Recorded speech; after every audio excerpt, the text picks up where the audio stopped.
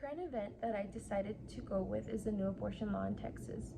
I decided on this because it's something I feel very strongly about. As a woman, I feel like I should be able to decide what goes on with my body and nobody else, and every woman should be able to do that as well.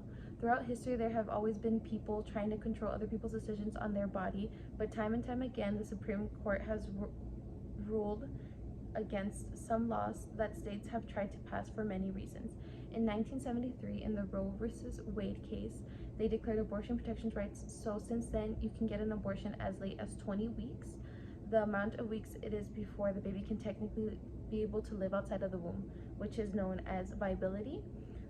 A baby can survive outside of the womb likely to from 24 to 28 weeks. So 20 weeks would be the latest cutoff. In 1992, Planned Parenthood versus Casey reaffirmed the rights to terminate before the fetus obtains a viability. Fast forward to now in Texas in September 2021, Texas implemented the heartbeat ban. A fetus usually has a heartbeat at 6 weeks, and other states like Georgia have tried this a year ago, but it was shut down. The way Texas was able to get it to the Supreme Court and kind of get it ruled is the way they've written it. The way Texas has written this law is difficult to challenge in the Supreme Court. One example it's different is it authorizes private citizens authority to bring civil suits against people who aid and abet abortions. So it's basically whoever helps you get the abortion. It could be a friend that drove you, or maybe if you took an Uber, those people can both be liable for your abortion. Basically, the Supreme Court is trying to see how it goes with the vote being 5-4, since they couldn't really challenge it just because of the way it was written. Some questions that frequently come up are, can women that were raped be exempt, or if there was any incest, if there was any way to get, an abortion legally, and the answer is no. Not unless the mother is in danger with the pregnancy, and even then the doctors are being very careful on saying yes or no, because again, they don't want to cross a thin line that has already been set there. Women that cross the border and get detained by ICE but end up getting pregnant, either if they're at an all-women facility, then maybe by a guard or anything. If they didn't want the pregnancy, they still have to carry out the pregnancy because maybe they found out too late that they were pregnant.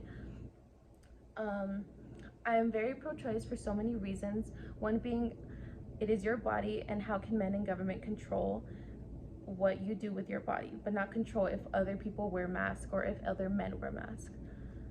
At the end of the day, women have to go through the physical changes of carrying a baby and having the mental toll take on them without having a voice.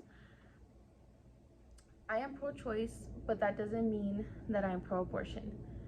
No one should be in charge of anybody else's uterus. I understand pro-life activists and how they say that a life is a life after the heartbeat.